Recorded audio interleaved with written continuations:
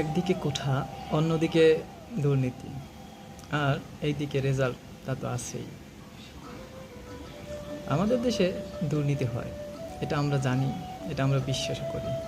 কিন্তু এরপরেও আমাদের একটা বিশ্বাসের জায়গা ছিল, কর্ম কমিশন, এখানে দুর্নীতি হয় না। হ্যাঁ, এটা আমরা সবাই বিশ্বাস করতাম বা করি। কিন্তু আজকের যে এই নিউজ, এরপরে আমাদের বিশ্বাসটা আসলে আর নেই। আসলে কী বা করা হয়, কী বা করা উচিত, আমরা কি করতে পারি? এই দুর্নীতি সব জায়গায়, যেদিকে তাকাই। এখান থেকে কি আসলেই বের হতে পারবে বাংলাদেশ? আসলেই কি সম্ভব? কি করা যাবে? কী বা করা উচিত? আমরা কি করতে পারি?